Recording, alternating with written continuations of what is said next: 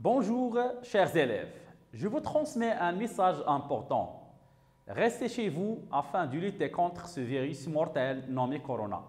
Et aussi, c'est une bonne occasion pour poursuivre vos études à distance.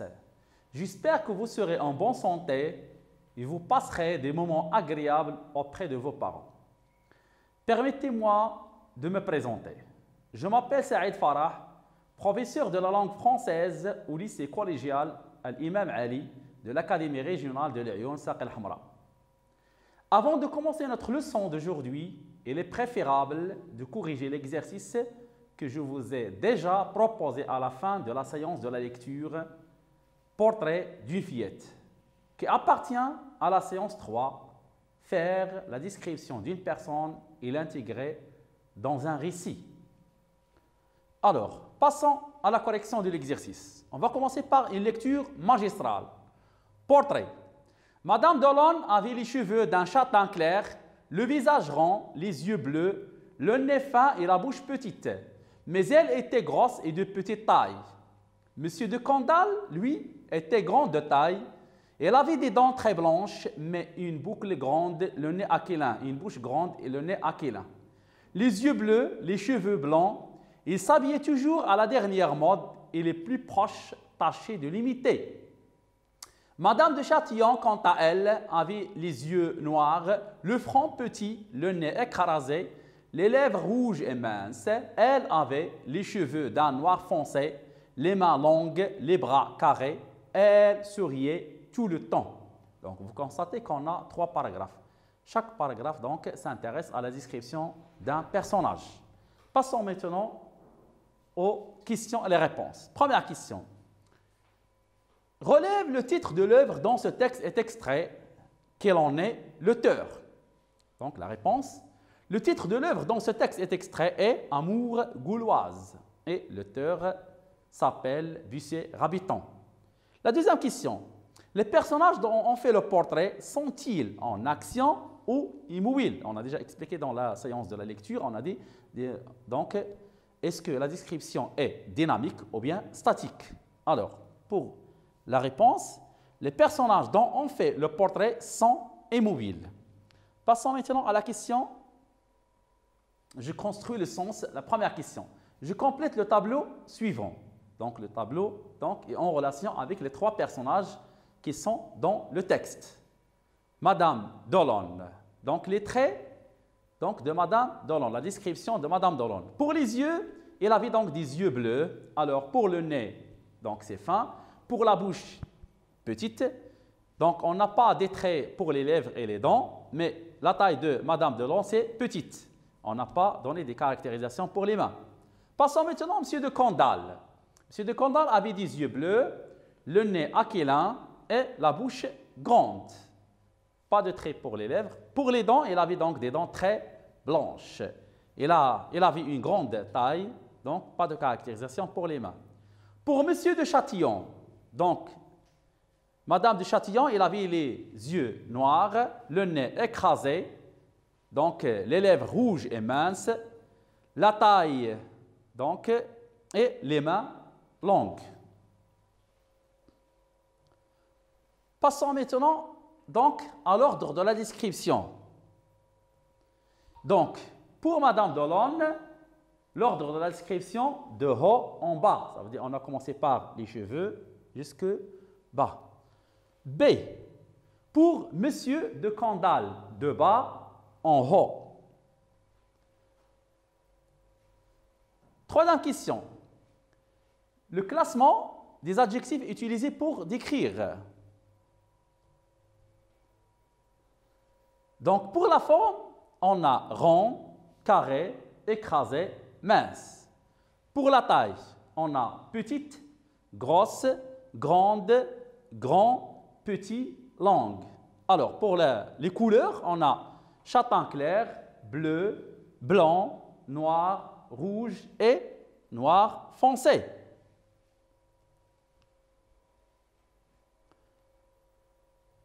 Passons maintenant à la question 4.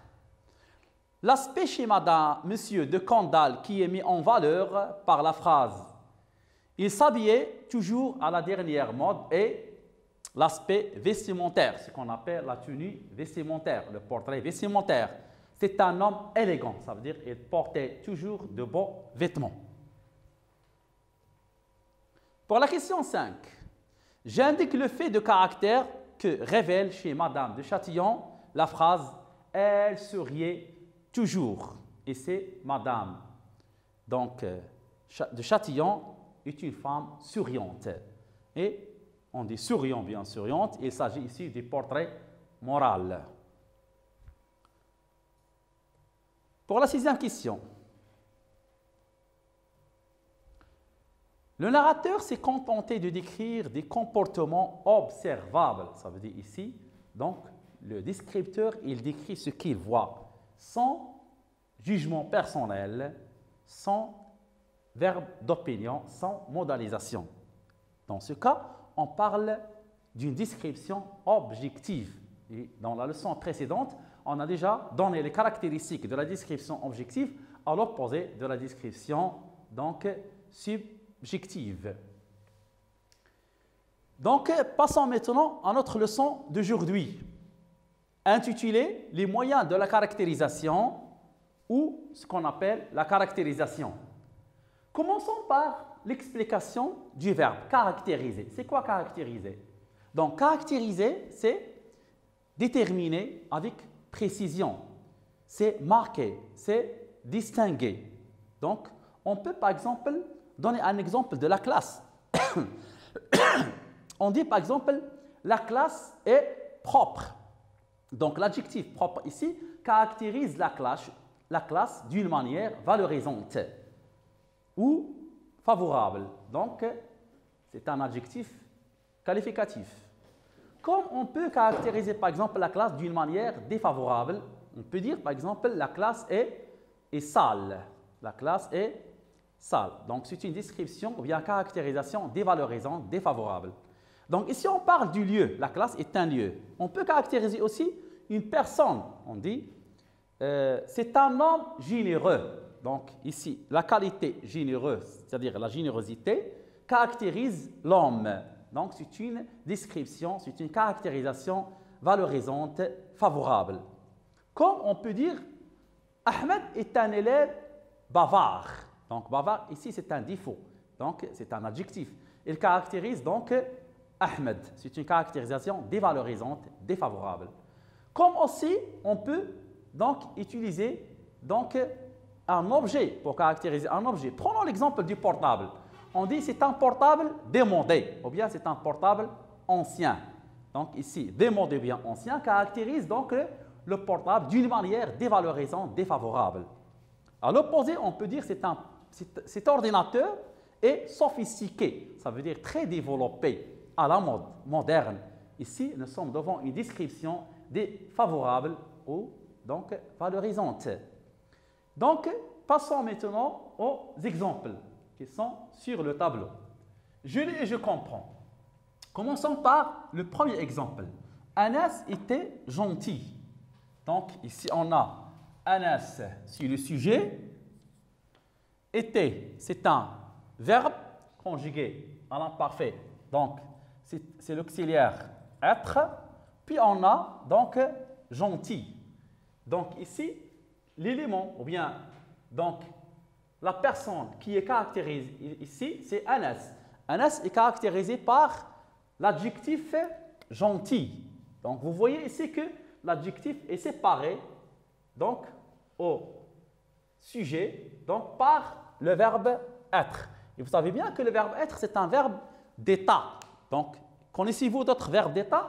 Donc, les verbes d'état, on a par exemple être, on a sembler, on a demeurer, avoir l'air, donc paraître. On a d'autres verbes qui peuvent jouer donc ce rôle des verbes d'état, bien ce qu'on appelle des verbes attributifs, ce qu'on appelle des verbes attributifs. On a le verbe se nommer, s'appeler, ou bien donc d'autres verbes comme partir, tomber. Donc ici l'adjectif c'est un adjectif qualificatif attribut. Donc il caractérise donc le nom Anas. Et donc, il se rapporte, l'adjectif qualificatif attribué gentil, se rapporte au nom par l'intermédiaire du verbe être. Et on a déjà dit que ce sont des verbes. Être, c'est un verbe d'état comme les autres verbes. Donc, sachant que l'adjectif qualificatif attribut, donc, parce qu'on dit les verbes d'état, ce sont des verbes attributifs, donc s'accorde en genre et en nombre avec le nom qu'il qualifie. Si, par exemple, on change le mot Anas par Sarah, donc on dit Sarah était gentille, donc on ajoute L-E. Si, par exemple, on prend l'exemple Anas et son frère était, ici, on conjugue les verbes à la troisième personne de pluriel A-I-E-N-T, donc, puis gentil, on ajoute S. Donc, on peut dire que l'adjectif qualificatif attribut caractérise donc le nom et est séparé par le nom par un verbe attributif, ou bien ce qu'on appelle les verbes d'état. Il se place après. Donc, il se place après. Donc, l'adjectif qualificatif attribué se place après le nom qu'il qualifie et lié par l'intermédiaire d'un verbe d'état. Bien. Passons maintenant au deuxième exemple. Sarah avait un petit nez pointu. Donc, quel est le mot caractérisé ici? Donc, c'est le nez. Par quel mot est caractérisé donc le nom nez? Donc, il est caractérisé par l'adjectif petit et aussi par l'adjectif pointu. Qu'est-ce qu'on remarque? Donc, on remarque que les deux adjectifs, l'un se place avant, l'autre se place après. Donc, les deux adjectifs sont liés directement donc, au nom né. C'est-à-dire que petit et pointu, ce sont des adjectifs donc qualificatifs épithètes. Donc, on peut dire que l'adjectif qualificatif épithète se place ou bien lié directement donc au nom qu'il qualifie ou bien auquel il se rapporte. Il peut être soit placé avant ou après le nom qu'il qualifie.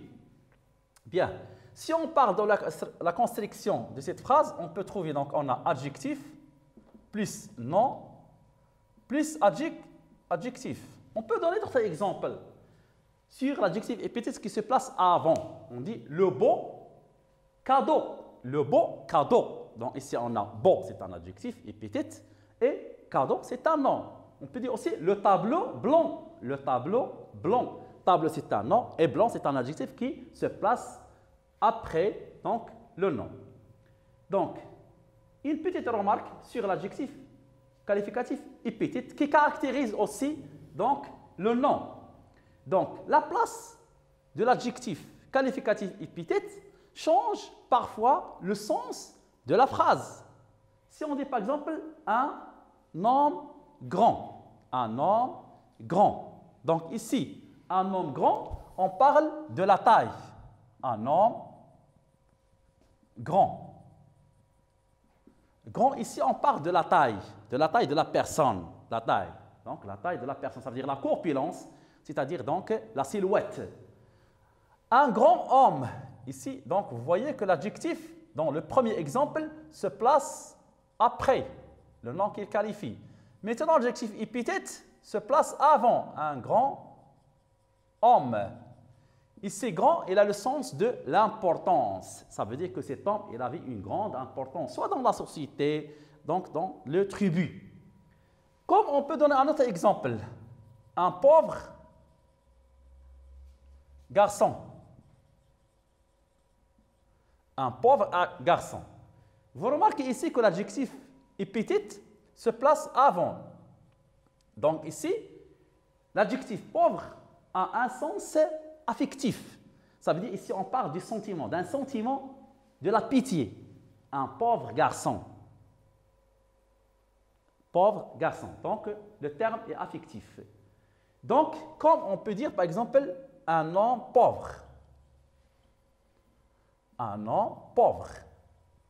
Ici, pauvre se place après le nom qu'il qualifie. Donc, il avait le sens ici de portrait, donc social, ou bien ce qu'on appelle, donc c'est un adjectif qui a donc le sens de nécessiteux. Misérable, c'est le contraire de riche. Voilà. Ça, ce sont des exemples qui montrent que la place de l'adjectif épithète, parfois, change le sens radicalement de la phrase. Donc, on peut déduire que l'adjectif qualificatif épithète est lié directement au nom qu'il qualifiait. Il peut se placer avant ou après donc, le nom auquel il se rapporte. Donc, toujours, l'adjectif caractérise donc le nom. On parle de la caractérisation. Passons maintenant à la troisième phrase. Calme, l'enfant joue dans le jardin. Donc, quel est le mot ici? Caractérisé. Donc, le mot caractérisé, c'est l'enfant. Donc, comment est l'enfant? L'enfant est calme. Donc, calme ici, c'est un adjectif. Où se place l'adjectif par rapport au nom? Donc, l'adjectif se place avant le nom. Et vous voyez ici qu'il y a une virgule. Il y a une virgule. Donc, ici, l'adjectif est détaché. C'est le contraire de attaché. Donc, ici, l'adjectif est détaché du nom auquel il se rapporte, ou bien qu'il caractérise, par une virgule. Donc, la construction ici, on a adjectif, on a virgule, il ne faut pas oublier la virgule, puis on a le nom. Donc, ici, on parle d'un adjectif qualificatif apposé. Je répète, un adjectif qualificatif apposé. Apposé, ça veut dire détaché du nom par une virgule. Ici, l'adjectif se place au début. On peut trouver des exemples où l'adjectif épithète se place au milieu. Un exemple, silencieuse, virgule, la fille regardait le chat.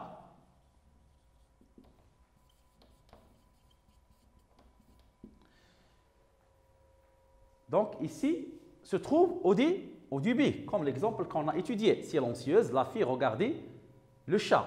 Donc on peut transformer cette phrase. On dit la fille, pour que nous puissions placer l'adjectif au milieu. La fille, virgule, silencieuse, virgule, regardez le chat. Bien. Vous voyez ici donc qu'on a commencé par donc, le nom. La construction de cette phrase, on a nom, plus quoi? Plus adjectif, virgule. Il ne faut pas oublier donc les virgules. C'est mieux de mettre les virgules. C'est mieux pour bien comprendre c'est quoi un adjectif apposé. Donc, on a nom, adjectif, puis virgule. Donc, comme l'adjectif qualificatif attribut et l'adjectif qualificatif épithète, aussi l'adjectif qualificatif apposé s'accorde en genre et en nombre. Si par exemple on change ici la fille par le garçon, hein, ici donc l'adjectif aussi change, on dit silencieux. Donc à la place, ici on va mettre X. Silencieux, le garçon, regardez donc le chat. Donc ici, calme, si on a les enfants, si on remplace l'enfant par les enfants, donc joue un T dans le jardin, calme va prendre donc un S à la fin. Donc calme ici, il avait E, c'est comme le masculin, comme le féminin. Donc il prend E. Donc on peut dire aussi que l'adjectif qualificatif apposé, son rôle est de caractériser donc les noms. Donc il joue le rôle de la caractérisation. Passons maintenant à la quatrième phrase. Le médecin portait une veste en cuir. Donc, quel est le mot ici caractérisé? Le mot caractérisé, donc, c'est une veste. Donc, comment est la veste? La veste est en cuir. Donc, en cuir, c'est un groupe nominal qui vient pour caractériser, pour déterminer, donc, le mot veste. Qu'est-ce qu'on constate? On voit que en, c'est une préposition, puis on a cuir, c'est un nom.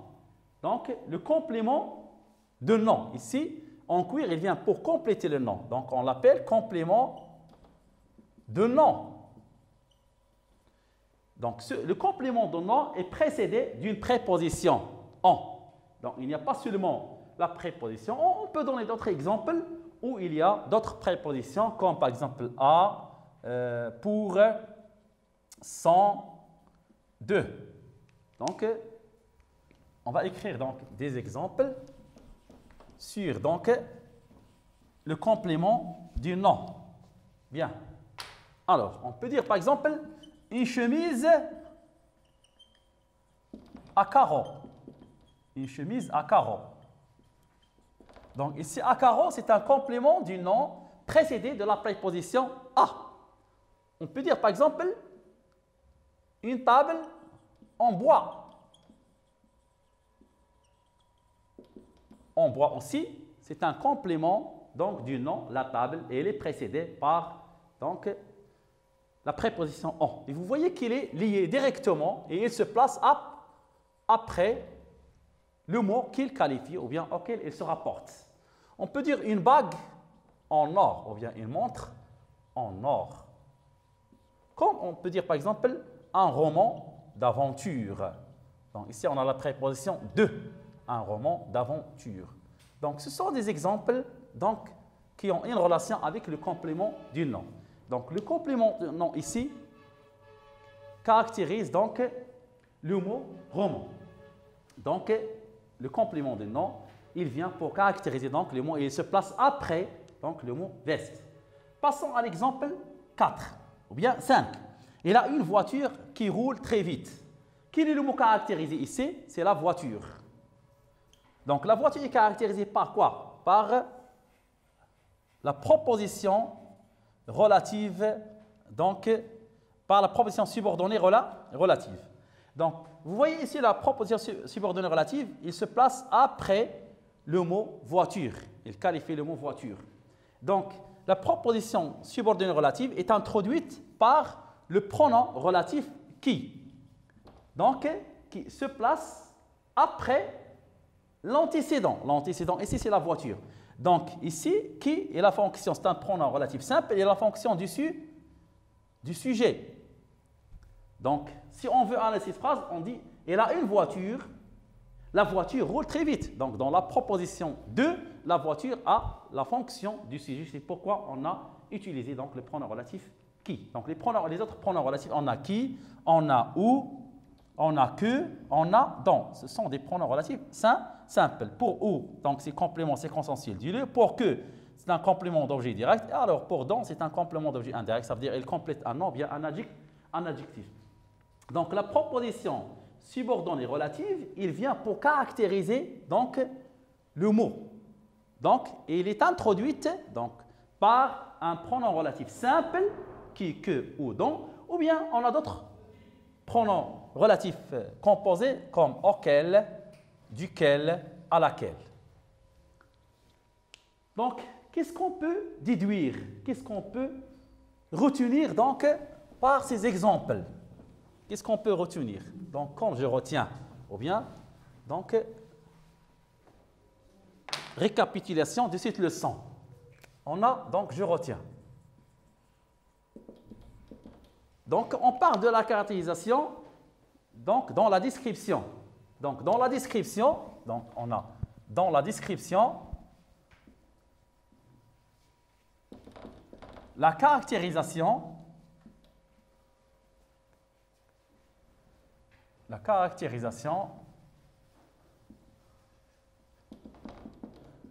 peut se faire à l'aide de. Bien. Donc, suivons les exemples. À l'aide de adjectifs qualificatifs. Donc, l'adjectif qualificatif peut être soit attribut, quand il y a entre le nom et l'adjectif des verbes d'état, comme être, demeurer, sembler, paraître. L'adjectif qualificatif peut être épithète. On a dit donc lié directement donc, au nom qu'il qualifie, bien, auquel il se rapporte. Il peut se placer avant ou après. Ici, on a un adjectif qualificatif apposé. Donc, on a dit, il est détaché, l'adjectif qualificatif apposé est détaché donc du nom par une virgule. Pour la deuxième partie donc, de la caractérisation, on a complément de nom. Donc, le complément de nom donc, est précédé par donc, des prépositions comme en, à, pour, de. On a donné des exemples. 3. Donc, la proposition subordonnée relative aussi, il peut caractériser. La proposition subordonnée relative peut aussi caractériser. Et on a dit donc ici, on travaille avec les pronoms relatifs. Les pronoms relatifs simples ou composés. C'est clair, je crois donc. À partir du je retiens, on a compris que la caractérisation, on l'utilise dans la description, donc, soit avec les adjectifs qualificatifs et attributs épithètes opposés, ou bien le complément de nom, ou bien la proposition subordonnée relative. Mon conseil, c'est de rester chez vous. Et merci.